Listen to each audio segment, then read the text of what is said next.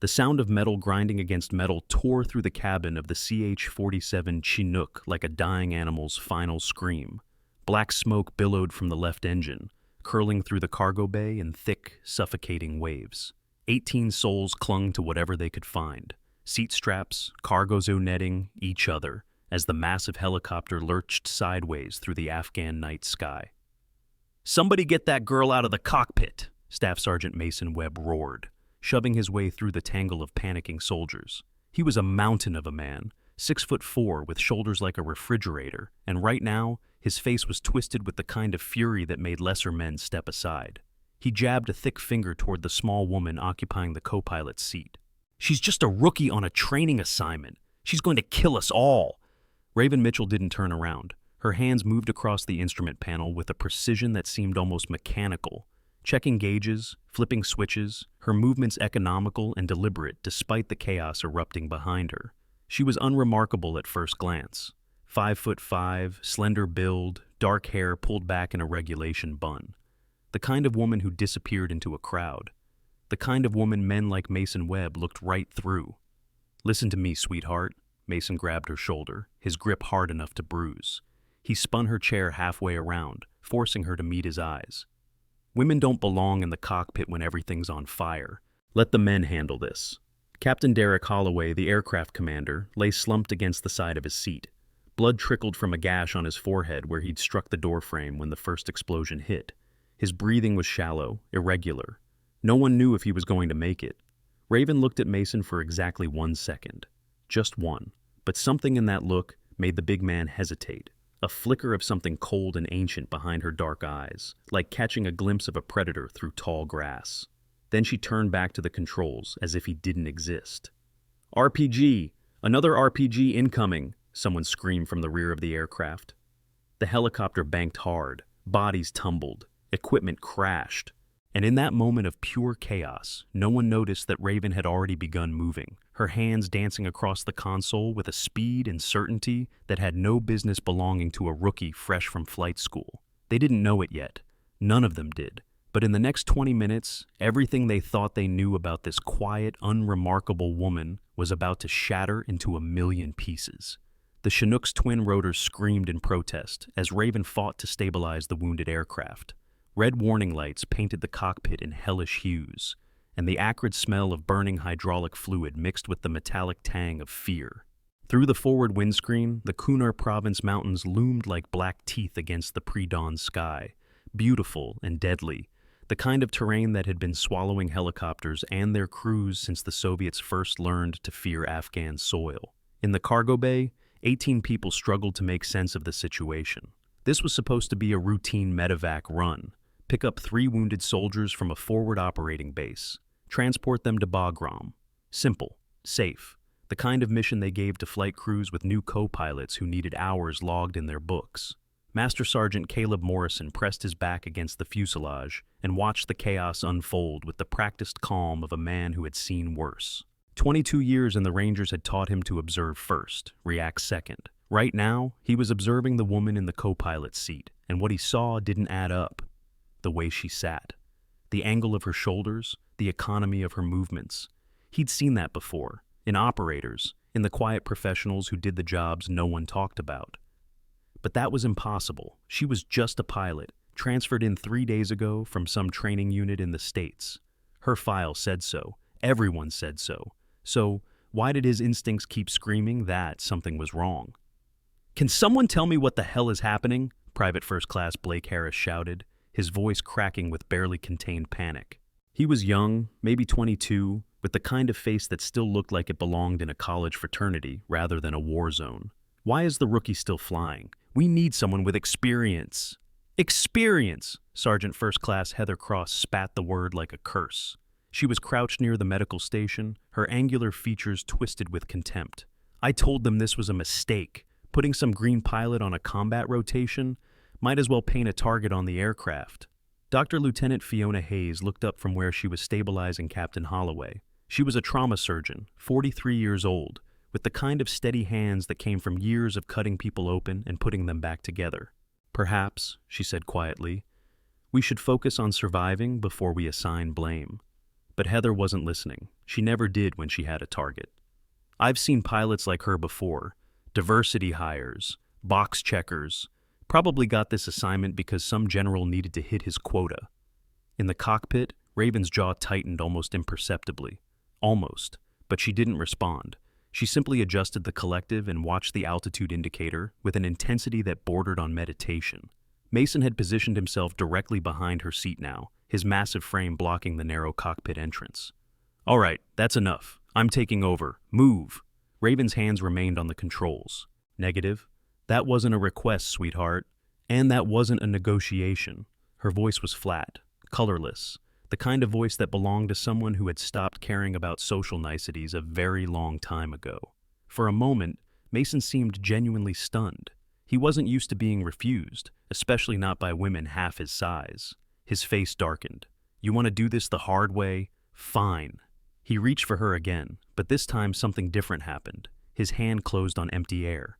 Raven had shifted, not dramatically, not obviously, just a subtle redistribution of weight that placed her exactly where his grab couldn't reach. It was so smooth, so effortless, that Mason almost didn't register what had happened. Caleb Morrison did, though. He saw it. And the alarm bells in his head grew louder. "The aircraft is still flyable," Raven said, her eyes never leaving the instruments. "Left engine is compromised, but the right is maintaining. Hydraulics are at 63%. We have approximately 7 minutes before we need to be on the ground." "How do you know?" "Because I can read gauges, Staff Sergeant." "Can you?" The question hung in the air like a thrown gauntlet. Mason's face went purple with rage, but before he could respond, the radio crackled to life. "Spectre 27, this is Overlord Actual. We have you on radar. What is your status? Over?" Raven keyed the mic with practiced efficiency. "Overlord Actual, Spectre 27. We have taken RPG fire. 1 engine down. Commander is injured and unconscious. I have the aircraft. Requesting emergency vector to nearest suitable LZ. Over." There was a pause on the other end. Then, "Spectre 27, confirm. Who is speaking?" "Co-pilot Mitchell. I have control." Another pause. "Copy, Mitchell. Be advised, all primary LZs are hot. Enemy activity reported across the valley. Recommend you attempt RTB to..." The radio dissolved into static as another explosion rocked the aircraft. Closer this time. The enemy was bracketing them, walking their fire closer with each shot. "We're not going to make it back to base," Raven said, more to herself than anyone else. "We need to put down. Now." She banked the helicopter hard right, and through the windscreen, a narrow valley appeared between 2 mountain ridges. It was tight, impossibly tight, with steep walls on either side, and a rocky floor that looked about as welcoming as a bed of nails. "You can't land there!" Flynn Brennan pushed his way into the cockpit, his technician's mind already calculating the impossibility. He was thin and wiry, with the perpetually anxious look of someone who understood exactly how many things could go wrong with a helicopter. "That terrain is completely unsuitable. The approach angle alone, I know. The rotor clearance, I know. No pilot can..." "Watch me." Raven's hands moved to a configuration that made Flynn's eyes widen. He knew helicopters. He'd been maintaining them for 8 years. And what she was setting up wasn't standard procedure. It wasn't in any manual. It was something else entirely. That's a Night Stalker approach," he whispered. "That's 1/60th SOAR technique. How do you know?" "Everyone brace." Raven's voice cut through the cabin, suddenly louder, suddenly carrying an authority that seemed to fill every corner of the aircraft. "Crash positions, now." It wasn't a request. It wasn't even an order. It was something more fundamental, the kind of command that bypassed conscious thought and spoke directly to survival instincts. Every person in that helicopter moved. Even Mason Webb found himself grabbing a handhold before his brain caught up with his body. Before we continue with this incredible story, I want to remind you that if you're new here, this channel brings you the most intense military stories every week. Stories of courage, sacrifice, and moments that will leave you speechless. If you don't want to miss what happens next to Raven and the 18 souls trapped in that falling helicopter, hit that subscribe button and the notification bell right now. Trust me, you won't regret it. The next 90 seconds would live in the memories of everyone aboard for the rest of their lives. Raven Mitchell flew that crippled Chinook through a needle's eye of rock and darkness, her hands making constant micro-adjustments that no computer could replicate. The rotors came within feet of the canyon walls. The tail boom scraped stone at one point, sending sparks showering into the night. But she held it. Somehow, impossibly, she held it. When the helicopter finally touched down, hard but controlled, a textbook emergency landing that military academies would study for years, there was a moment of absolute silence, the kind of silence that only comes after someone has looked death in the face and lived. Then Private Jimmy O'Brien, barely 19 years old and on his first deployment, said what everyone was thinking. Holy cow, did that just happen? Specialist Logan Pierce, the unit's intel analyst, was staring at Raven through the cockpit door. He was 26, quiet, the kind of soldier who noticed things other people missed. Right now, he was noticing a lot of things. The way she was already unbuckling her harness, the way her breathing hadn't changed at all, the way she reached for the M4 carbine mounted beside her seat and checked its chamber with a fluidity that spoke of thousands of repetitions. That wasn't flying, Logan murmured. That was something else. Corporal Grace Wheeler, the medic, was helping Dr. Hayes move Captain Holloway to a more stable position. Is he going to make it? Fiona checked his pupils. Concussion, definitely. Maybe a skull fracture. He needs a hospital, but he's stable for now. She glanced toward the cockpit. That landing saved his life. Another hard impact and the brain swelling could have killed him. Mason Webb was the first to recover his voice, though it took him longer than he would have liked. That was luck, he said, but his tone had lost some of its earlier conviction. Pure dumb luck. Any pilot would be dead, Flynn Brennan interrupted, his voice hollow. I've been in aviation for 8 years. I've never seen anyone fly like that. Ever. So, she got lucky once. That doesn't mean... Staff Sergeant? Caleb Morrison's quiet voice cut through the argument like a knife. The veteran ranger had moved to the cockpit door and was watching Raven with an expression that mixed curiosity with something that might have been recognition. Maybe we should focus on our current situation before we continue this debate. The current situation, as it turned out, was not good. They had landed in a valley approximately 7 miles from the nearest friendly position. The terrain was rough, mountainous, with limited cover and multiple approaches that would favor attackers. The helicopter was grounded, possibly repairable, but not quickly. They had 18 people, including one seriously injured commander, limited ammunition, and no reliable communication with base. And somewhere out there in the darkness, the enemy who had shot them down was almost certainly moving to finish the job. Raven had already exited the aircraft and was conducting a perimeter assessment. She moved differently now that they were on the ground, lower, more fluid, her eyes constantly scanning the terrain in a pattern that had nothing to do with pilot training. Caleb watched her circle the downed helicopter, noting the way she used Chibitard automatically, the way she checked sight lines and dead ground without conscious thought. Something's wrong with that picture, Noah Lawson muttered. He was the door gunner, a burly Texan with a voice like gravel and a reputation for stating the obvious. Pilots don't move like that. No, Caleb agreed, they don't. Mason had followed Raven outside, clearly unwilling to let the earlier confrontation go. Hey, we need to establish a command structure here. The captain's down, which means you need to establish a defensive perimeter on the eastern ridge, Raven said without looking at him. She was studying something in the dirt. Tracks maybe, or disturbance patterns. The enemy will most likely approach from that direction. It offers the best cover for their movement. I wasn't asking for your opinion. I wasn't offering one. I was telling you what needs to happen. Listen here. No, you listen. Raven finally turned to face him, and something in her posture made Mason take an involuntary step backward. She hadn't moved aggressively. She hadn't raised her voice. But suddenly she seemed larger somehow, more present, as if the quiet woman from the cockpit had been replaced by someone else entirely. We have approximately 30 to 40 minutes before enemy forces reach our position. That's based on their likely staging area, their movement speed through this terrain, and the time it takes to organize a follow-up assault after an air-to-ground engagement. In that 30 to 40 minutes, we need to establish defensive positions, treat our wounded, assess our communication options, and prepare for a fight. Now, you can either help with that, or you can continue arguing with me, but I strongly suggest you choose the first option. Mason opened his mouth, closed it, opened it again. Nothing came out. Behind him, Heather Cross sneered. Who put you in charge? Last I checked, you're just a... I'm the only pilot still conscious, Raven cut her off. And I'm the reason you're not scattered across a mountainside right now. That's who put me in charge. Any other questions? The silence that followed was answer enough. Speaking of survival situations, having the right medical gear can mean the difference between life and death.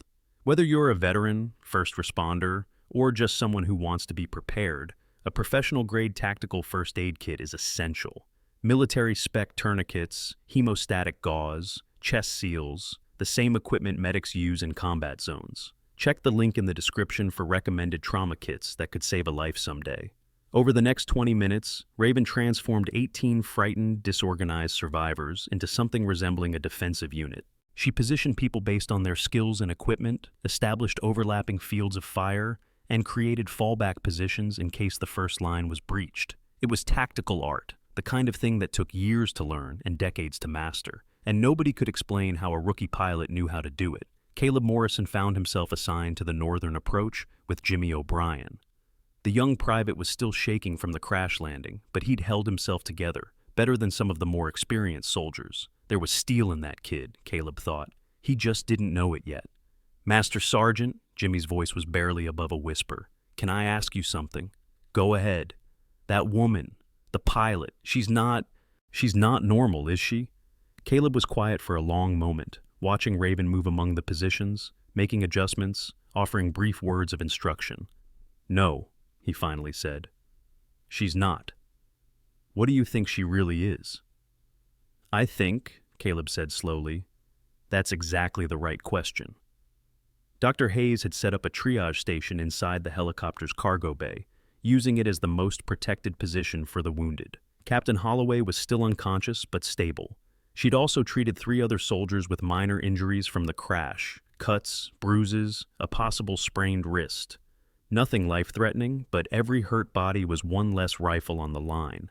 Raven appeared at the cargo door, and Fiona looked up from her work.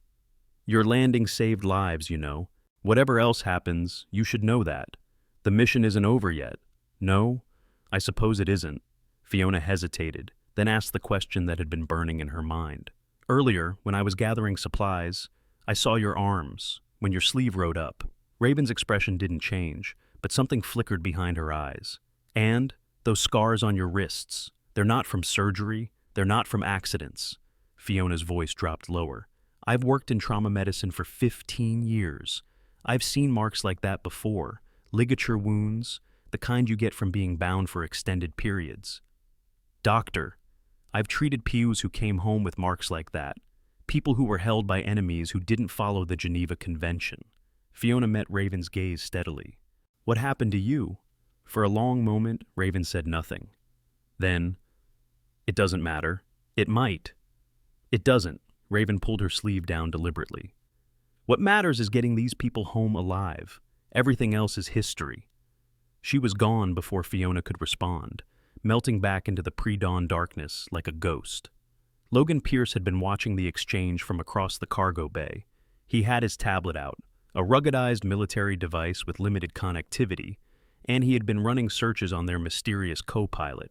What he had found was interesting, or rather, what he hadn't found was interesting.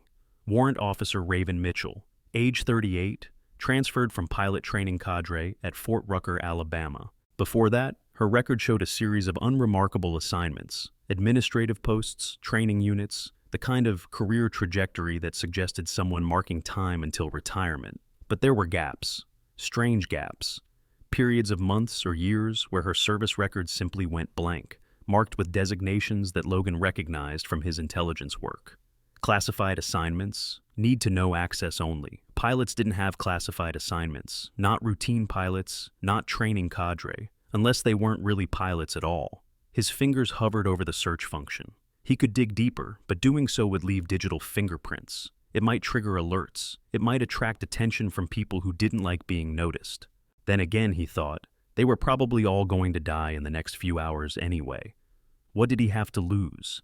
He entered a new search string and waited. The first contact came at 0547 hours, exactly 32 minutes after they'd established their defensive positions. A scout, single figure, moving carefully through the rocks about 300 meters out. Noah Lawson spotted him first through his scope. Contact East Ridge, he reported over the tactical frequency. 1 PAX, armed, moving toward our position. Raven's voice came back immediately. Hold fire. Let him report. I want to know how many we're dealing with. If we let him get away, he's already spotted us. Killing him won't change that. But if he reports back, we'll learn something from how they respond. Mason Webb was on the eastern perimeter, his earlier hostility temporarily submerged under the weight of immediate survival. He didn't like taking orders from the woman, but he also wasn't stupid enough to start an argument in the middle of potential combat. This is insane, Heather muttered over the radio. She's letting them know exactly where we are. They already know where we are, Raven replied. The crashed helicopter is kinda hard to miss. Despite himself, Flynn Brennan snorted. He was positioned near the tail section, nervously checking and rechecking his sidearm. He wasn't a combat soldier. He fixed helicopters. He didn't fight from them. But circumstances had made that distinction irrelevant.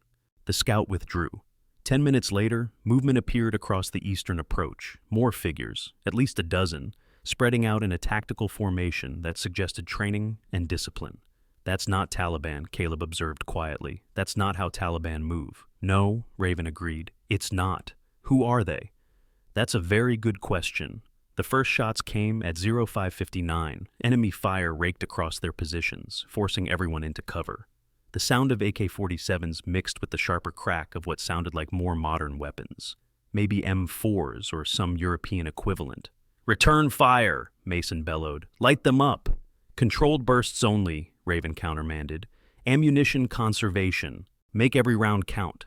She's going to get us all killed, Heather spat, but she followed the order anyway. Self-preservation was a powerful motivator. What followed was 7 minutes of intense firefight that felt like 7 hours. The enemy was well coordinated, using fire and movement to pressure their perimeter from multiple angles. They weren't making a full assault, not yet, but they were testing defenses, probing for weaknesses, and they were finding them. We've got movement on the north side, Jimmy O'Brien's voice cracked over the radio. 3, maybe 4 guys working around our flank. I see them, Caleb responded. Engaging. Raven was already moving, flowing through the defensive positions like water through rocks. She appeared beside Jimmy without warning, startling the young private badly. Easy, she said. Show me what you're seeing. Jimmy pointed to a cluster of boulders about 100 meters out. They went behind those rocks. I've been watching, but they're not there anymore. Raven raised her rifle, and the way she raised it, the way her body settled into a shooting stance that looked carved from stone, made Jimmy's breath catch. They've moved left, using the depression. Watch. She fired 3 times. From behind a completely different set of rocks than where Jimmy had been looking, a figure tumbled into view and lay still. Jimmy stared at her. How did you... Later. Raven was already scanning for new targets. Keep your head down and your eyes open. Across the perimeter, similar scenes were playing out. Raven seemed to be everywhere at once, appearing at crisis points before they became critical, offering guidance that turned near disasters into held positions. She moved through the combat like someone who had done this 1,000 times before, because, though no one knew it yet, she had. Are you hooked yet? Because we're just getting started. Drop a comment below telling me what you think Raven's secret is. Is she really just a rookie, or is there something much deeper hiding beneath that quiet exterior? Subscribe if you haven't already, and let's find out together. The attack broke off as suddenly as it had begun. One moment the enemy was pressing hard. The next, they were melting back into the terrain, leaving behind 3 of their own who would never move again. In the aftermath, the defenders took stock. 2 wounded, both minor. Ammunition significantly depleted, but not critical. Morale complicated. That wasn't a real assault, Caleb said, finding Raven near the helicopter's tail. That was reconnaissance by fire. Yes, they're testing us, figuring out our capabilities before they commit to a full attack. Yes, and you knew that. You knew what they were doing from the beginning. Raven's eyes met his. There was something ancient in that gaze, something that had seen too much and forgotten how to be surprised by human cruelty. I've seen this pattern before. Where? She didn't answer. Caleb let the silence stretch. He was a patient man. He could wait. But before either of them could say more, Logan Pierce appeared at his elbow, face pale in the growing morning light. Master Sergeant, Mitchell. His voice was strange, tight, controlled, like someone trying very hard not to show shock. I found something. Something about our co-pilot. Raven turned to face him. Did you? I ran searches, deep searches, the kind that go places they're not supposed to go. Logan swallowed hard. Your service record has more black ink than actual information. There are references to units that officially don't exist, operations that never happened. And your personnel photo from 3 years ago matches a face in a classified briefing document about... Stop talking. Raven's voice cut through his words like a blade. Not threatening exactly, but absolutely final. Not here, not now. But whatever you found, whatever you think you know, it can wait until we're not in danger of being overrun by hostile forces. Understood? Logan looked like he wanted to argue. Then he looked at her eyes and changed his mind. Understood. Good. Now get back to your position. They'll hit us again within the hour. She was right, of course. They always seem to hit within the hour. Captain Holloway regained consciousness at 0632. His first words were a confused demand to know what was happening, followed by an immediate attempt to reassert command authority, despite barely being able to sit up. The co-pilot has been coordinating the defense, Fiona explained, helping him drink water. She brought us down safely and organized the perimeter. Holloway's eyes found Raven across the cargo bay. The rookie? She's been giving orders? She's been keeping us alive. That's not her job. That's not her place. Holloway tried to stand and nearly collapsed. Fiona caught him, forcing him back down. I need to speak with her, now. Raven appeared moments later, summoned by radio. She approached the captain with a neutral expression that revealed nothing. Mitchell, Holloway said, his voice still weak but edged with authority. I want a full briefing on our tactical situation. Yes, sir. She delivered it concisely. Enemy strength, defensive positions, ammunition status, casualty report, clinical, professional, utterly without emotion. When she finished, Holloway stared at her for a long moment. That's very thorough. More thorough than I'd expect from a pilot. I believe in being prepared, sir. I checked your file before this mission. Transfer from training command. Nothing special, nothing to suggest. He trailed off, gesturing vaguely at their surroundings. Files can be incomplete, sir. Apparently. Holloway's eyes narrowed. Mason Webb has concerns about your appropriateness for this situation. He believes you've been overstepping your authority. Staff Sergeant Webb is welcome to assume tactical command whenever he feels ready. I'm sure his 2 decades of convoy duty have prepared him excellently for this scenario. The sarcasm was so dry, so perfectly delivered, that it took Holloway a second to register it. When he did, something that might have been a smile flickered across his pale face. You're not what you seem, are you, Mitchell? No one ever is, sir. Before Holloway could press further, the radio crackled with Noah's voice. Movement, multiple contacts, all approaches. This is it. They're coming in force. Raven was out of the helicopter before the transmission ended, her rifle already in her hands. Behind her, Holloway struggled to rise, finally accepting Fiona's help to reach a position where he could observe, if not participate. What he saw over the next 40 minutes would haunt his dreams for years. The enemy came in waves, not the disorganized rushes of irregular fighters, but coordinated assaults with suppressive fire, flanking maneuvers, and what appeared to be a clear chain of command. There were at least 30 of them, maybe more, and they were very, very good at what they did. The defenders held. Somehow, impossibly, they held. And at the center of that defense, moving like a force of nature, was Raven Mitchell. She didn't just fight, she conducted. Every movement, every shot, every decision flowed together into a symphony of controlled violence. When the eastern position nearly collapsed under concentrated fire, she was there, rallying the defenders and personally accounting for 4 enemy combatants. When ammunition ran low on the northern approach, she organized a redistribution that kept every position supplied without creating vulnerable gaps. And she did it all without raising her voice, without showing fear, without ever seeming to doubt that they would survive. Who is she? Jimmy O'Brien gasped during a brief lull. He was pressed into cover beside Grace Wheeler, both of them bleeding from minor wounds they hadn't had time to treat. Who the hell is she? Grace shook her head. I don't know, but I'm really glad she's on our side. Mason Webb had stopped arguing 20 minutes into the fight. Now he simply followed orders, his earlier hostility buried under the weight of undeniable evidence. The woman knew what she was doing. She knew it better than anyone he'd ever served with. And whatever she was, whoever she was the reason they weren't all dead. That didn't mean he had to like it, but it meant he had to accept it. The assault broke at 0714 when the enemy suddenly withdrew, not a fighting retreat, a full disengagement, fast and complete. Within minutes, the shooting had stopped entirely. "What happened?" Flynn asked, his voice shaky. "Why did they stop?" Raven was studying the terrain with an expression that mixed satisfaction with concern. "Air support. Listen." In the distance, growing closer, came the unmistakable sound of helicopter rotors. "That's friendly," Caleb confirmed, recognizing the signature. "Blackhawks sounds like. Maybe 4. QRF finally got their act together," Noah muttered. "Only took them 2 hours. They're not QRF." Raven's voice was strange, almost reluctant. "That's a different unit." "How can you tell?" She didn't answer, but something in her posture had changed. The confident command presence she'd maintained throughout the fight seemed to flicker, replaced briefly by something more uncertain, more human. For those who serve or have served, protecting your family's future is a mission that never ends. Military life insurance and veteran financial planning services understand the unique challenges you face. From deployment coverage to transition benefits, specialized veteran insurance providers offer protection that civilian companies simply can't match. Because those who served deserve security. Link in description for veteran-focused financial services.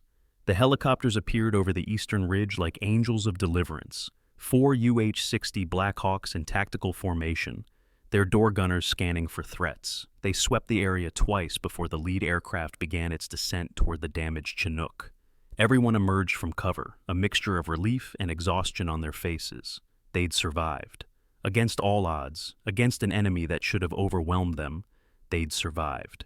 Mason Webb stood near the tail of the downed helicopter, watching Raven with an expression that mixed grudging respect with lingering confusion. Heather Cross was conspicuously silent, all her earlier criticism apparently forgotten. Flynn Brennan just looked shell-shocked, like a man who'd witnessed something his brain couldn't quite process. The lead Black Hawk touched down, and soldiers in full combat gear began deploying to secure the area, but it was the figure who emerged from the aircraft last who drew every eye. Admiral Elijah Patterson was 62 years old, with silver hair cut military short, and the bearing of a man who had commanded nations' warriors. He wore the stars of his rank with the casualness of long familiarity, but there was nothing casual about the way his eyes immediately found Raven Mitchell among the survivors. "Holy," Caleb Morrison started, then stopped. "An admiral, out here, personally leading a rescue mission. That wasn't just unusual, it was unprecedented." Patterson walked toward the group with measured steps, his security detail fanning out around him. Every soldier in the crashed helicopter's crew straightened automatically. Even Mason Webb managed something resembling proper military bearing. But it was what Patterson did next that would be remembered. He stopped directly in front of Raven Mitchell, the small, quiet woman who had been dismissed as a rookie just hours ago. The pilot everyone had tried to push aside. And Admiral Elijah Patterson, 3-star commander of Naval Special Warfare Command, snapped to attention and rendered a salute of such perfect precision that it could have been used as a training example.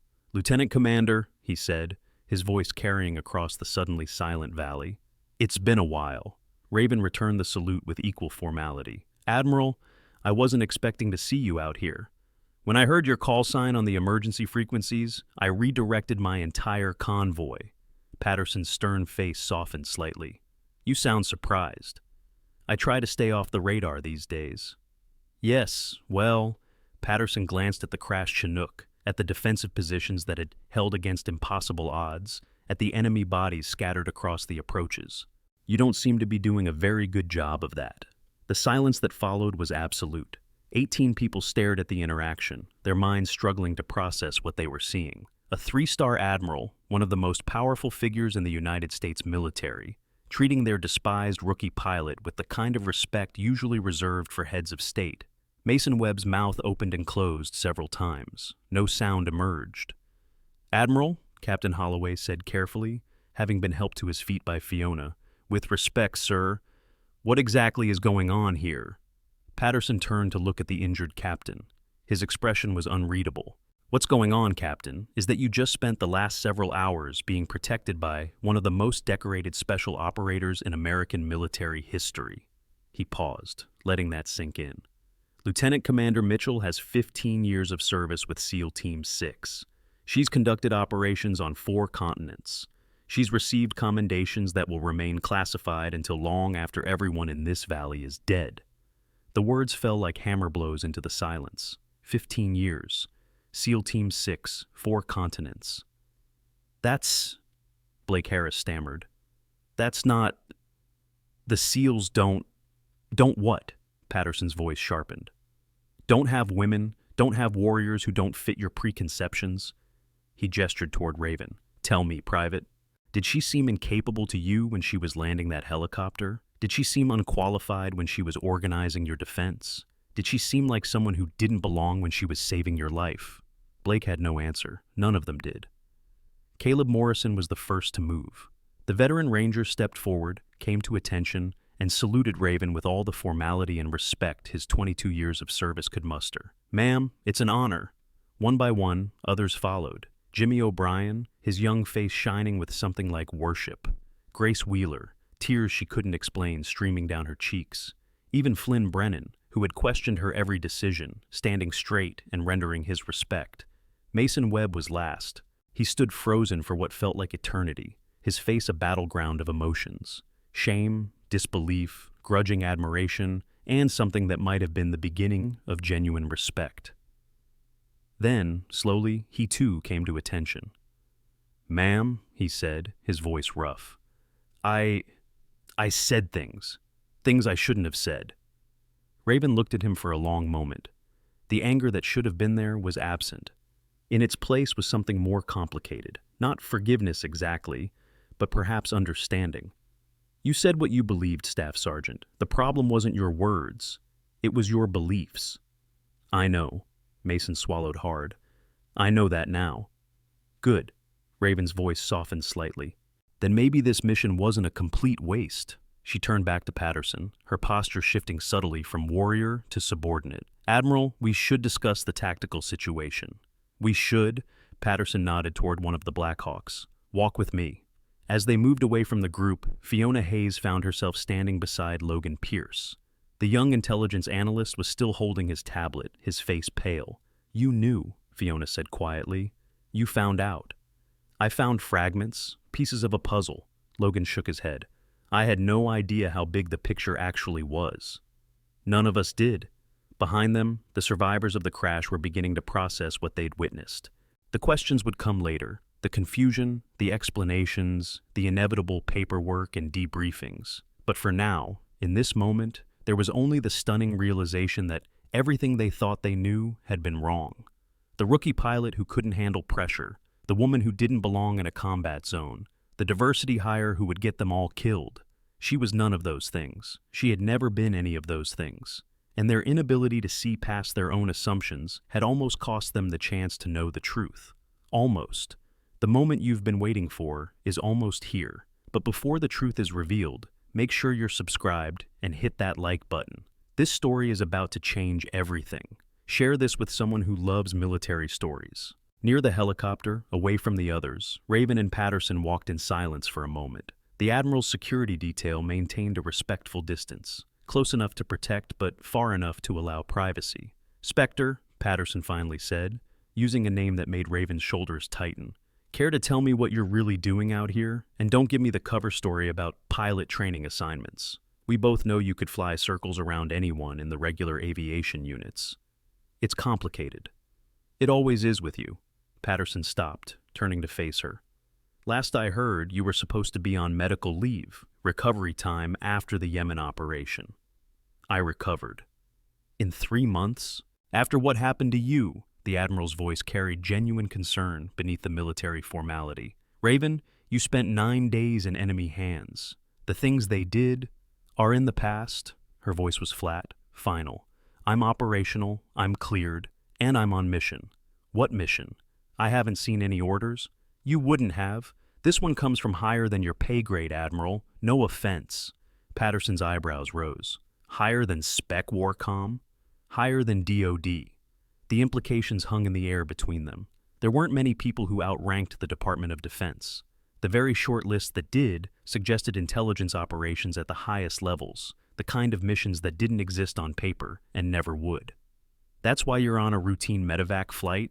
Playing co-pilot to a training captain, Patterson's voice had dropped to barely above a whisper. "This isn't random, is it? Something on that helicopter is part of your mission." Raven's silence was answer enough. "Or someone," Patterson amended, his sharp eyes scanning back toward the survivors. "There's a target among them. Someone you're watching. Admiral, with respect, you don't want to know more." "You're probably right," Patterson sighed, suddenly looking older than his years. 15 years, Raven. I've watched you go through things that would break most people. Afghanistan, Iraq, Syria, Yemen. The operations no one will ever know about. The sacrifices no one will ever thank you for. I didn't do it for thanks. No, you never did. He reached out, placed a hand briefly on her shoulder, a gesture of genuine affection from a man who rarely showed any. But promise me something. When this mission is done, whatever it is, take some time, real time, find something that isn't war. Raven was quiet for a long moment. I'm not sure I remember how to do that, sir. Learn. Patterson's voice was gentle but firm. You've given enough, Spectre. More than enough. Don't let the mission consume everything you are. Before she could respond, one of the security detail approached with urgent news. Enemy reinforcements had been spotted, moving toward the valley. They needed to evacuate now. The moment passed, lost in the immediate demands of survival. But Patterson's words lingered, settling into a corner of Raven's mind alongside too many other things she tried not to think about. The evacuation proceeded with military efficiency. Wounded aboard first, then essential personnel, then everyone else in order of tactical priority. The damaged Chinook would be recovered later, or destroyed, depending on the security assessment. Raven found herself on the third helicopter, surrounded by people who looked at her differently now. The contempt was gone, replaced by a mixture of awe, curiosity, and in some cases, shame. Mason Webb sat across from her, his massive frame taking up space that seemed smaller now than it had before. He'd been quiet since her identity was revealed, processing something that clearly challenged everything he thought he knew. "Ma'am," he said finally, the word awkward in his mouth. "Can I ask you something?" Raven nodded slightly. "Why didn't you say anything? When I said those things, why didn't you just tell me who you were?" It was a fair question. The easy answer would have been humility, or professionalism, or mission security. But looking at Mason's face, at the genuine confusion there, Raven found herself giving a different answer. Because it shouldn't matter who I am. My credentials, my history, my rank, none of that should determine whether you treat someone with basic respect. She held his gaze steadily. You didn't disrespect me because I was unqualified. You disrespected me because I was a woman who didn't match your expectations. Learning that I'm actually a SEAL doesn't change that fundamental problem. It just makes it easier for you to justify respecting me now. Mason flinched. It was a small movement, quickly controlled, but Raven saw it. She'd struck somewhere that hurt. "The next woman you meet might actually be a rookie," she continued, her voice neither harsh nor gentle, just honest. "She might be scared and uncertain and learning her job for the first time. When that happens, what are you going to do? Wait until she proves she's secretly a special operator before you treat her like a colleague?" Mason started, then stopped. There was no good answer, and they both knew it. "You have two choices," Raven said. "You can see today as the day you learn to respect me specifically, or you can see it as the day you learn to question your assumptions about everyone. The first option is comfortable. The second one is growth." She turned away then, looking out the helicopter's window at the Afghan landscape flowing beneath them. The conversation was over. The lesson had been delivered. What Mason Webb did with it was his choice. But she had a feeling, just a small one, barely visible, that he might actually choose growth. Behind her, Specialist Logan Pierce was watching the exchange with thoughtful eyes. His tablet was dark now, his unauthorized searches completed, and their results stored in memory he'd spent weeks trying to process. He'd found pieces of Raven Mitchell's history, fragments of operations that officially never happened, references to a call sign, Spectre, that appeared in connection with some of the most significant special operations of the past decade. But the thing that stayed with him, the detail that wouldn't let go, was a photograph he'd found in a classified briefing document. It showed 3 people standing in what looked like a hospital room. 2 were clearly military, medical staff based on their dress. The third was Raven Mitchell, barely recognizable, her body covered in wounds that Logan's intelligence training allowed him to identify as torture injuries. The photograph was dated 8 months ago. 8 months. She'd been captured, tortured for over a week, and somehow returned to operational status in less than a year. What kind of person did that? What kind of strength or damage did it take to go through something like that and come back for more? Logan didn't know, but he was beginning to understand that the quiet woman sitting across from him was made of something most people couldn't even imagine. And whatever mission had put her on that Chinook, whatever target she was watching among the survivors, it was far from over. The helicopters banked east, heading toward Bagram in safety.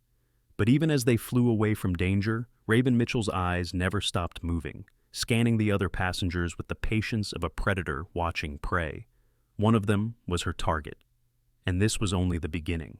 The Blackhawks touched down at Bagram Airfield at 08:47 hours, their rotors kicking up clouds of dust that painted the morning sky in shades of brown and gold. Medical teams were already waiting on the tarmac, stretchers and equipment at the ready for the wounded. Beyond them, a small crowd had gathered, unusual for a routine extraction, but word had apparently spread through the base with the speed that only military gossip could achieve.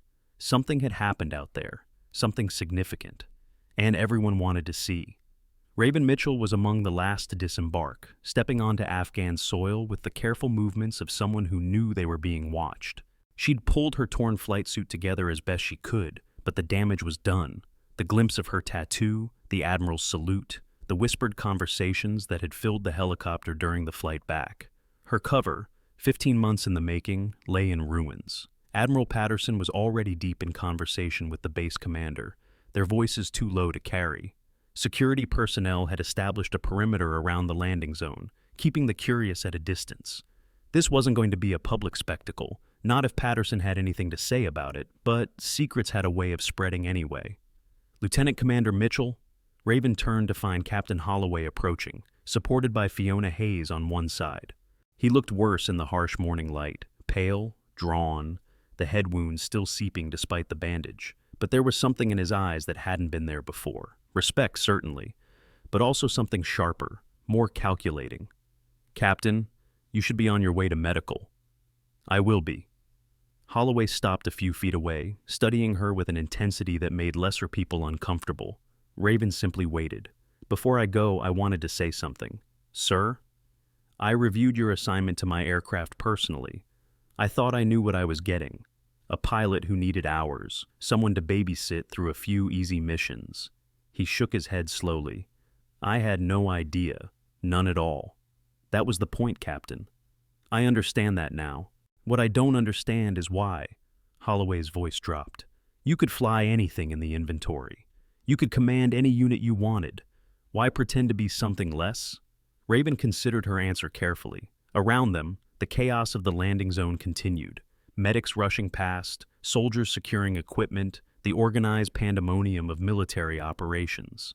It provided cover for a conversation that shouldn't be overheard. "Sometimes the best way to see the truth is to become invisible," she said finally. "People don't guard their words around someone they consider beneath them. They don't hide their true nature from someone they've already dismissed." Holloway's eyes narrowed. "You were watching someone, on my aircraft, someone specific. It wasn't a question. Captain, I think you should focus on your recovery. That's not a denial. It's not meant to be." Raven glanced toward where the other survivors were being processed. Interviews, medical checks, the standard post-incident protocols. "But what it is, Captain, is a suggestion. Some questions have answers that make life more complicated. Sometimes it's better not to ask." Before Holloway could respond, a medical team arrived to escort him to the field hospital. Fiona helped transfer him to their care, then returned to stand beside Raven. "He's going to keep digging," the doctor observed quietly. "He's that type." "I know. Does that concern you?" Raven watched Holloway being wheeled away, his eyes still fixed on her until distance made it impossible. "It might, depending on what he finds." The next several hours were a blur of debriefings, reports, and carefully managed conversations. Patterson had taken personal charge of the intelligence review, ensuring that Raven's involvement was documented at the appropriate classification level, which meant most of it wouldn't be documented at all. The official record would show that a routine MEDEVAC flight encountered enemy fire, made an emergency landing, and successfully defended its position until rescue arrived. The heroics of the co-pilot would be noted but not elaborated upon. That was fine with Raven. She'd learned long ago that the best operations were the ones nobody remembered. But while the official machinery ground forward, unofficial conversations were happening throughout the base. The survivors of the crash were talking, to each other, to friends, to anyone who would listen. The story grew with each telling, accumulating details and embellishments like a snowball rolling downhill. By noon, half of Bagram had heard some version of events. By evening, it had spread to 3 other bases. The rookie pilot who turned out to be a SEAL, the woman they mocked who saved their lives, the 15-year veteran hiding in plain sight. It was exactly the kind of attention Raven's mission couldn't afford. She found Patterson in his temporary office, a converted storage room that had been hastily furnished with a desk and secure communications equipment. His security detail stood outside, professionally disinterested in the conversation happening within. "We have a problem," Raven said without preamble. "Several, actually." Patterson gestured for her to sit. "Your cover is compromised. Your presence on that helicopter is now common knowledge. And somewhere out there, someone is wondering why a DEVGRU operator was masquerading as a training pilot. The target will know I'm watching. Assuming the target is even aware of the original operation, which we can't confirm." Raven sat, her posture rigid. "What's the guidance from Washington? Proceed with caution.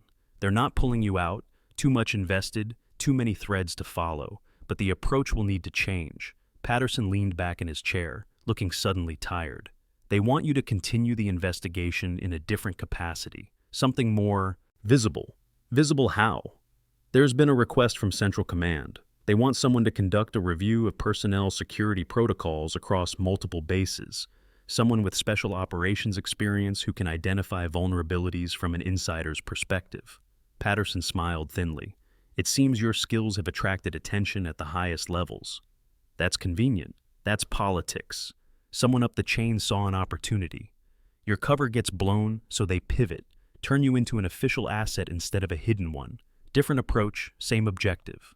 Raven processed this information, running scenarios in her mind. It could work. A security review would give her access to personnel records, travel histories, communication patterns, all the data she needed to identify the leak. The target would know she was looking, yes, but they might also get careless, confident that a formal investigation couldn't touch them. "The passengers from the helicopter," she said. "Where are they now?" "Being processed through normal channels. Medical evaluations, incident reports, the usual bureaucracy." Patterson pulled up a file on his computer. "I've flagged the ones you identified as priorities. They'll be held here for additional debriefing. Nothing unusual, just standard protocol for an extended engagement." "How long?" 48 hours minimum. Enough time for you to review their files, conduct preliminary interviews." Patterson's expression grew serious. "Raven, I have to ask, how certain are you that the target is among them?" 93%. That's oddly specific. It's based on analysis of communication intercepts, travel patterns, and access logs over the past 18 months. Someone in that group has been passing information to hostile networks. The attack on our helicopter wasn't random, it was too well coordinated, too precisely timed. They knew our route, they knew our capabilities. Patterson absorbed this. "You think the leak tipped them off?" "I think the leak is the reason they were on that helicopter in the first place. The target requested assignment to that specific mission. I confirmed my own assignment to match." "And the RPG attack?" "Either the target's handlers decided to eliminate them along with the rest of us, burned asset cleanup, or the target deliberately arranged for an attack they expected to survive, creating cover for their presence in case anyone got suspicious. That's cold-blooded. That's tradecraft." Raven's voice carried no judgment, only clinical assessment. "Whoever we're dealing with, they're sophisticated, trained. This isn't an amateur selling secrets for money. This is someone who knows the game." The weight of that statement hung between them. If Raven was right, they were hunting a professional, someone embedded deep in military operations, someone who had been passing information to enemies for years without detection, someone who had gotten American soldiers killed. "What do you need from me?" Patterson asked. "Access, authority, and time." Raven stood. "I need to talk to each of the survivors individually.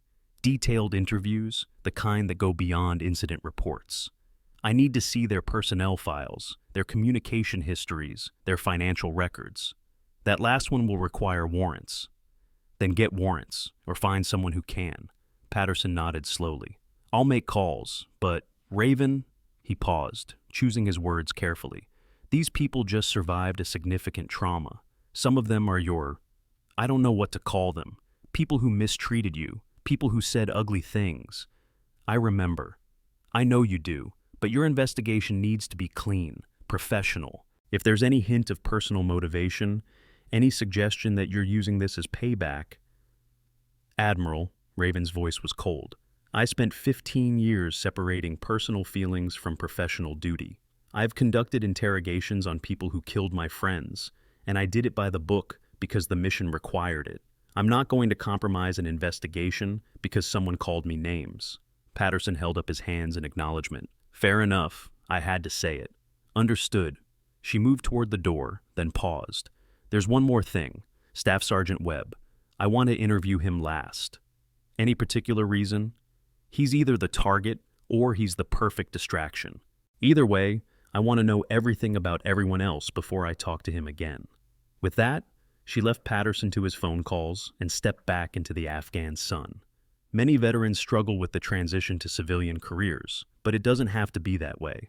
Online certification programs specifically designed for veterans can translate your military experience into civilian credentials. From project management to cybersecurity, these programs understand military training and help you leverage it. GI Bill approved options available. Check the description for veteran career transition programs that actually work. The interviews began that evening. Raven conducted them in a small room adjacent to the base's administrative center. Bare walls, single table, 2 chairs. Recording equipment sat openly on the table. Nothing about this process would be hidden. These were formal interviews, documented and witnessed, part of the official investigation into the incident. What the subjects didn't know was that Raven was looking for something beyond their accounts of the crash. She was reading their body language, analyzing their word choices, watching for the micro-expressions that revealed hidden truths. 15 years of training had turned her into a human lie detector. Not perfect, but close enough to matter. Private First Class Blake Harris was first.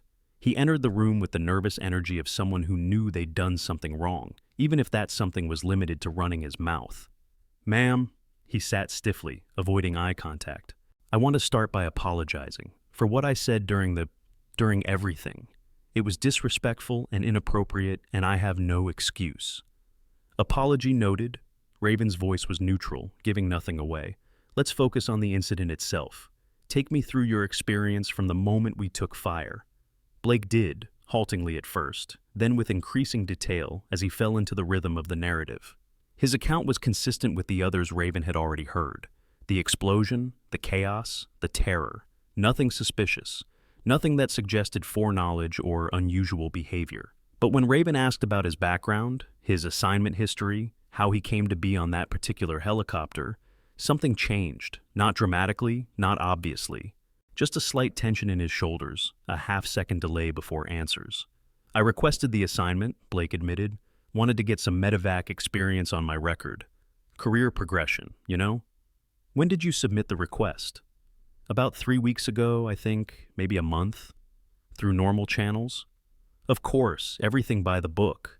Raven made a note. The timing was interesting. Her own intelligence had suggested the leak's handlers typically needed 2 to 4 weeks to coordinate operations. If Blake had requested assignment a month ago, that would fit the window, but it would also fit hundreds of other innocent explanations. Career-minded soldiers requested specific assignments all the time. Without more evidence, Blake Harris was suspicious but not conclusive.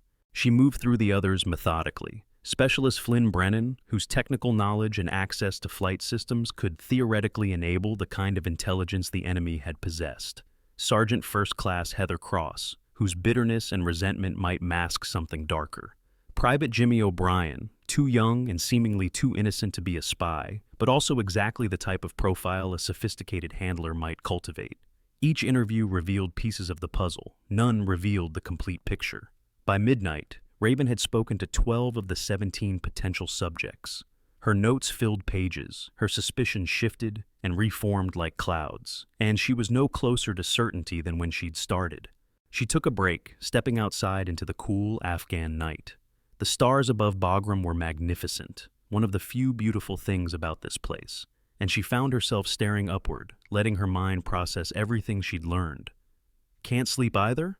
Raven turned to find Caleb Morrison approaching, 2 cups of coffee in hand. The veteran ranger moved with the quiet confidence of someone who'd earned the right to be comfortable in any environment.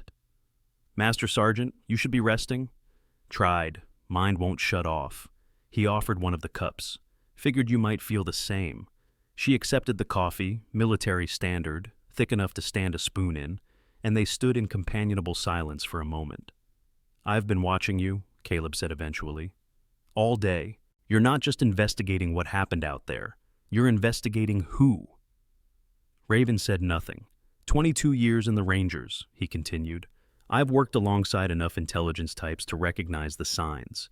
The interviews aren't just debriefs, they're interrogations. You're looking for something specific.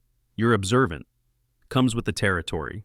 Caleb took a sip of his coffee. "I'm also smart enough to know that whatever you're looking for, you probably can't tell me. But I want you to know something." "What's that?" "If there's a snake among us, someone who got our people hurt, I want them found." His voice hardened. "I've buried too many friends because of leaks and compromised operations. If one of the people on that helicopter is responsible for what happened, you won't find a more willing ally than me." Raven studied him in the dim light. His service record was impeccable. 2 decades of exemplary performance, multiple commendations, no red flags. Of all the survivors, he was the least likely to be the target, which, a paranoid voice in her head whispered, is exactly what a well-placed mole would look like. "I appreciate that, Master Sergeant. Caleb, after what we went through, I think we've earned first names." A ghost of a smile crossed Raven's face. "Caleb, if there's a snake, I'll find them. That's what I do. I believe you will." He finished his coffee, crumpled the cup. "One more thing. Webb, Mason Webb. I've served with him for 3 years. He's an idiot sometimes, and he's got some attitudes that need adjusting, but he's not a traitor. Whatever else you're looking at, I'd bet my pension on that. Your assessment is noted. Just wanted you to have it." Caleb turned to leave, then paused. "Ma'am, Raven, for what it's worth, watching you work out there was something special. Whatever happens with this investigation, don't let anyone tell you that you haven't earned your place. You've earned it 100 times over." He walked away before she could respond, disappearing into the darkness between buildings. Raven returned to her notes. The interview with Mason Webb took place at 0900 the following morning. He entered the room with a different posture than the others, shoulders squared, chin up, the defiant bearing of someone who expected to be attacked and was prepared to defend himself. "Ma'am?" He sat without being asked, meeting her eyes directly. "I figure we should get something out of the way first." "Go ahead." "I was wrong. About you, about women in combat, about a lot of things. I've been thinking about what you said on the helicopter, about assumptions and respect. And you were right. What I did wasn't just insulting to you personally. It was insulting to every woman who's ever served. And I'm ashamed of it." Raven let the silence stretch. This wasn't the Mason Webb she'd expected, the blustering defensive man who'd grabbed her shoulder and demanded she surrender the controls. This was someone who'd actually reflected on his behavior and found it wanting. That's a significant change in 48 hours. Getting your life saved by someone you've disrespected has a way of focusing the mind. Mason's jaw tightened. "I've been in the Army for 18 years. I've seen combat. I've led soldiers in situations where people died. And the whole time, I had this idea in my head about what warriors looked like, what they sounded like, how they acted. And I didn't fit that image. No, ma'am, you didn't. So, instead of questioning my image, I questioned you." He shook his head. "That's not just wrong, it's dangerous. In combat, you need to trust the people around you. If I can't see past my own prejudices to recognize competence when it's right in front of me, then I'm a liability. What do you intend to do about it?" "Whatever I have to. Training, counseling, whatever the Army wants to throw at me." Mason leaned forward slightly. "But I also want to do something else, if you'll allow it." "I'm listening." "I want to tell this story, not to make myself look good. I come out looking like exactly the fool I was, but to show other people what I learned. There are a lot of guys like me out there, guys who think they know what a warrior looks like. Maybe if they hear about what happened, about how wrong I was, some of them will start questioning their assumptions before someone has to save their lives to prove the point." Raven considered this. It was, she had to admit, an unexpectedly mature response. The Mason Webb of 2 days ago would have made excuses, deflected blame, found ways to minimize his culpability. This Mason Webb was taking full ownership and looking for ways to prevent others from making the same mistakes. That would be your choice, Staff Sergeant. I'm not in the business of managing people's public narratives. Understood, ma'am. He paused. Is there anything else you need from me for the investigation?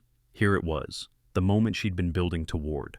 Raven shifted her approach, moving from conversation to interrogation with a subtlety that most people wouldn't notice. Tell me about your assignment to this mission. How did it come about? Mason shrugged. Routine rotation? My unit was scheduled for escort duty, and the MEDEVAC flight needed additional security. You didn't request the assignment specifically? No, ma'am, it was just where the board put me.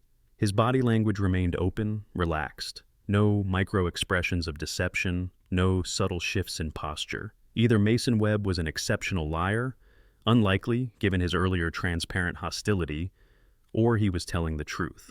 Raven moved through the rest of her questions methodically, probing his background, his access to sensitive information, his communications with anyone outside normal channels. Nothing. No red flags, no suspicious patterns. By the end of the interview, she was reasonably confident that Mason Webb was exactly what he appeared to be, a flawed man with outdated attitudes who had been given a harsh lesson in humility. Not a spy, not a traitor, just a soldier who needed to grow up. One more thing, she said as he stood to leave. Your assessment of the other survivors. Anyone behaved strangely before or during the incident? Anyone who seemed to know something they shouldn't? Mason thought for a moment. Nothing obvious, but there was one thing. Probably nothing. But when we first came under fire, before everything went crazy, I saw Specialist Pierce with his tablet. He was tapping away at something, real focused. I figured he was trying to send a distress signal or something, but in retrospect it seemed, I don't know, urgent in a different way. Logan Pierce. Yes, ma'am. Like I said, probably nothing. He's intel. They're always tapping at something. Thank you, Staff Sergeant. You're dismissed. Mason left, and Raven sat alone with her thoughts. Logan Pierce, the intelligence analyst who had discovered her identity, the one who had been running searches, digging into classified files, asking questions. At the time, she'd assumed he was simply curious, a natural response for someone trained to gather information. But what if there was another explanation? What if his searches weren't about uncovering her identity, but about confirming it? What if he'd been watching her as closely as she'd been watching everyone else? Raven pulled up Pierce's file on her tablet and began to read with fresh eyes. Now that you've seen what Raven is truly capable of, I know you want more. We have another incredible story coming next week that will blow your mind. Subscribe, hit the bell, and I'll see you in the next video. Leave a comment telling me your favorite moment from today's story. The picture that emerged from Logan Pierce's records was both impressive and troubling. Age 26. Intelligence analyst with a specialty in signals, intelligence, and pattern recognition. Top scores in every evaluation, fluent in 3 languages, conversant in 2 more, access to classified materials at levels unusual for someone of his rank. And gaps. Small ones, easy to miss if you weren't looking. Periods of temporary assignment to units that didn't quite exist. Training courses with vague descriptions and no documented outcomes. The fingerprints of special access programs that operated outside normal oversight. He wasn't just an analyst. He was, or had been, something more. Raven's instincts prickled. Everything about Pierce fit the profile of either a highly valuable asset or a carefully cultivated mole. His skills would make him excellent at either role. His access would make him dangerous at either role. She needed more information. A knock at the door interrupted her analysis. It was Fiona Hayes, looking tired but determined. Lieutenant Commander, do you have a moment? Doctor? Come in. Fiona sat in the chair recently vacated by Mason, her medical bag still hanging from her shoulder. I wanted to check on you before I ship out. They're sending me back to Kandahar this afternoon. I'm fine. With respect, that's not what I meant. Fiona's eyes were sharp, assessing. I've treated a lot of special operators over the years. I know what the job does to people, the isolation, the constant vigilance, the inability to trust anyone fully. I appreciate your concern. I'm not finished. Fiona leaned forward. When I saw those scars on your wrists, I recognized them for what they were. You were captured at some point, held for long enough to leave marks like that. And then you came back to duty, How soon? A few months? Less? Raven said nothing. I've read the studies on operator resilience. I know what's expected of people in your position. But there's a difference between being resilient and being dissociated, between processing trauma and burying it. Doctor, this really isn't... I'm going to leave you my contact information. Fiona placed a card on the table. If you ever want to talk, not as a physician, just as someone who's seen too much and understands, I'm available. No judgment, no reports, just conversation. Raven looked at the card. It sat on the table like an accusation, a reminder of everything she refused to acknowledge about her own mental state. Thank you, she said finally. I'll keep it in mind. Fiona stood, recognizing a dismissal when she heard one, but at the door, she paused. One more thing. You asked earlier if I noticed anything unusual during the incident. I've been thinking about it. And? Before the first RPG hit, maybe 30 seconds before, I saw Specialist Pierce receive a message on his tablet. He read it, and his face went pale. Then he looked at you, specifically at you, and then the explosion happened. He looked at me, just for a second, but it was... I don't know how to describe it, like he was confirming something. Fiona shrugged. Maybe it's nothing. Maybe he'd just found out something about you through his searches, but it struck me as odd.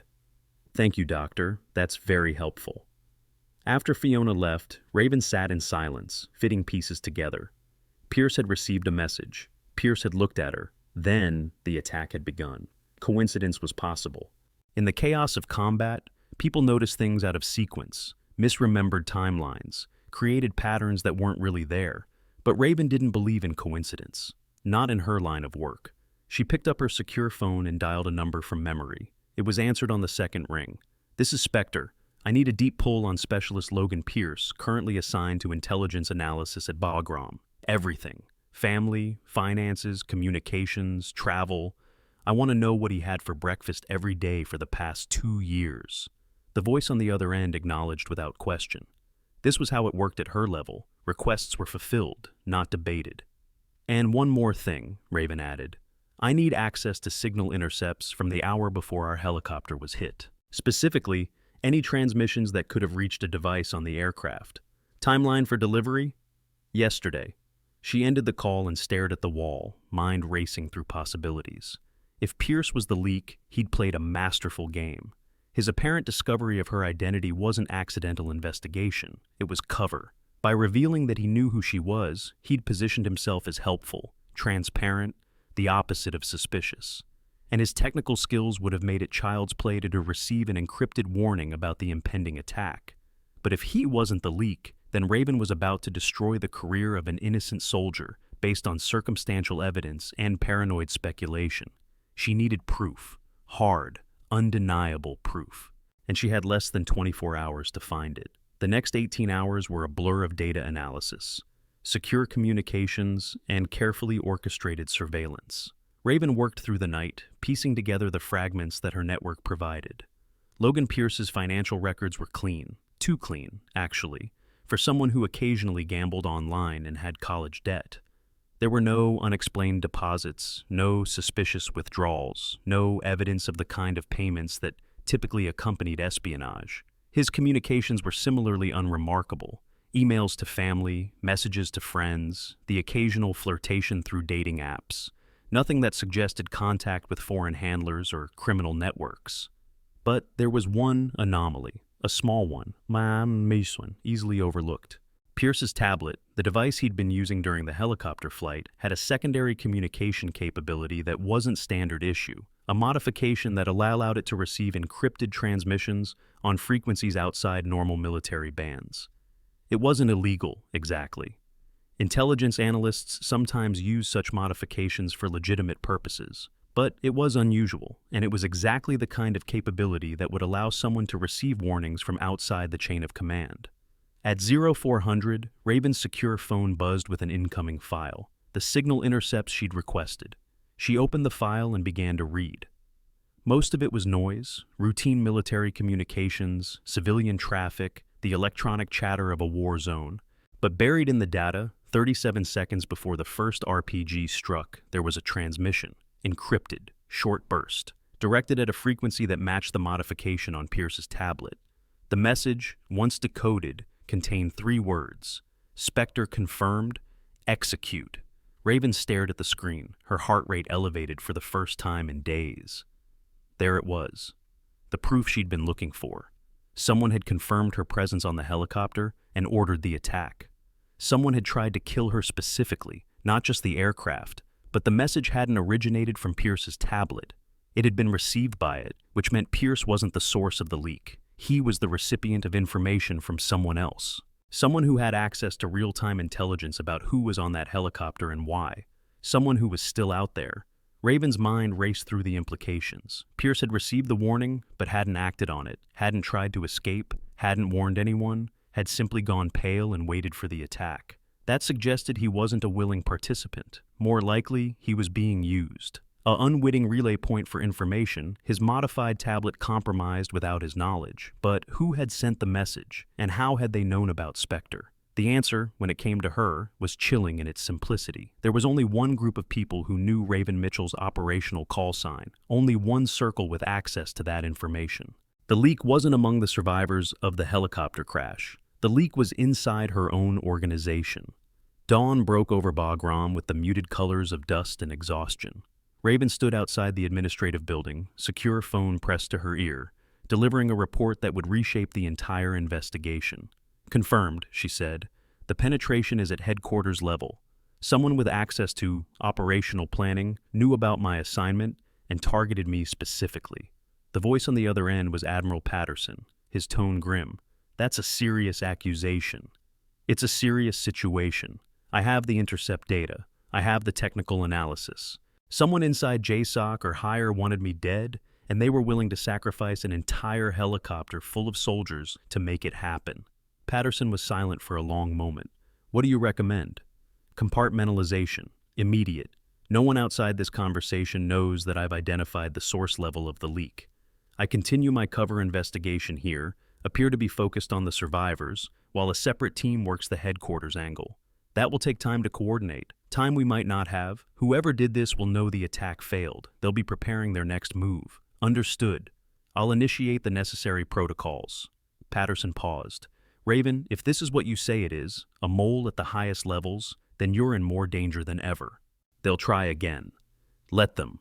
Raven's voice was flat, cold, the voice of someone who had stopped being afraid of death a long time ago. I've survived worse. That's not reassuring. It's not meant to be. She looked out across the airfield, watching the morning activity begin. Soldiers moving to their duties, aircraft being prepped for the day's missions, the endless machinery of war grinding forward. Admiral, there's something else. The survivors from the helicopter, they're not targets anymore, but they're witnesses. Someone might decide to clean up loose ends. I'll arrange enhanced security. Make it discreet. We don't want to tip off whoever's watching. Agreed. Patterson's voice softened slightly. And Raven, watch your back. You're one of the best I've ever worked with. I'd hate to lose you. I'll do my best, sir. She ended the call and stood in the growing light, processing everything that had changed in the last 24 hours. She'd come to Afghanistan hunting a leak among soldiers. She'd found something far worse, a betrayal at the heart of the special operations community itself. Someone with stars on their shoulders or a corner office in Washington was selling information to enemies, and they'd tried to kill her when she got too close. The mission had just gotten a lot more complicated, and a lot more personal. 3 hours later, Raven stood on the tarmac as the survivors of the helicopter crash prepared to ship out. Most were returning to their regular units, their brush with death destined to become a war story told over beers. A few, the ones with minor injuries, were heading stateside for recovery and evaluation. Mason Webb found her before he boarded his flight. "Ma'am." He came to attention, rendered a salute that would have satisfied any drill instructor. "I wanted to thank you for everything." Raven returned the salute. "Stay safe, Staff Sergeant." "I will." He hesitated, then added, "I meant what I said, about telling the story, about using what happened to teach others. I believe you did. It won't fix everything, I know that, but maybe it's a start. Starts are all any of us get. What matters is what we do with them." Mason nodded slowly, then turned and walked toward the waiting aircraft. He moved differently now than he had 2 days ago, shoulders less rigid, stride more measured. The experience had changed him. Whether that change would last remained to be seen, but for now, it was something. Jimmy O'Brien was next, bounding up with the irrepressible energy of youth. "Ma'am, I just wanted to say this was the craziest, scariest, most amazing thing that's ever happened to me. And you were incredible. Like, seriously incredible." Despite everything, Raven felt a small smile tug at her lips. "Stay that enthusiastic, Private. The world needs people who can find amazing in the middle of scary." "I will, ma'am. I definitely will." He executed a slightly sloppy salute, endearing in its earnestness, and jogged off to join his unit. Caleb Morrison approached last.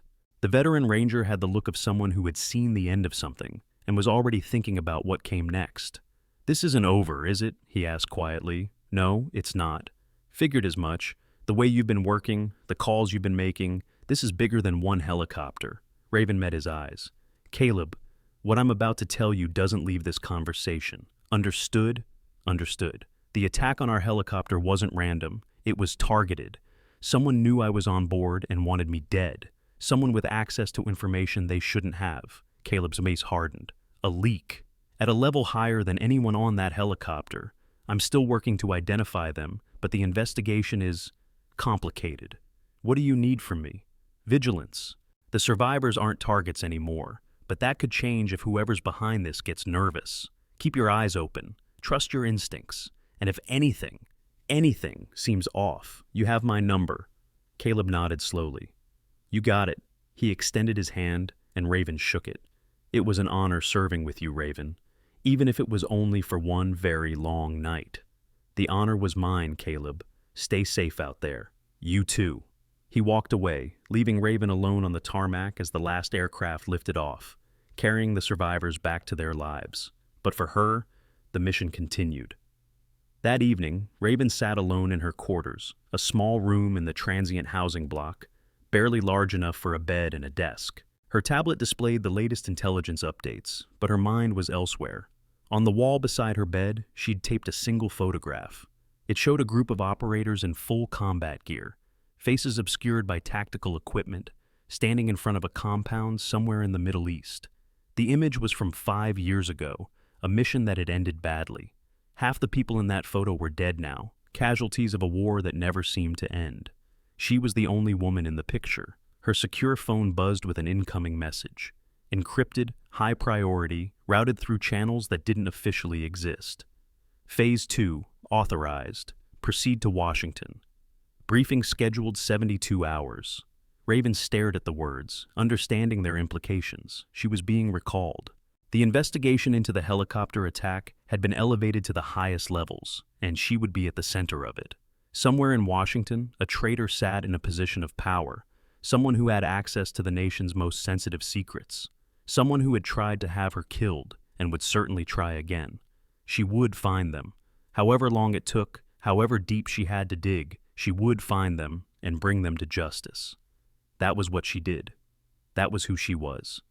A quiet knock interrupted her thoughts. She palmed her sidearm, habit, automatic, and moved to the door. Logan Pierce stood in the hallway, looking like he hadn't slept in days. "Lieutenant Commander, can we talk?"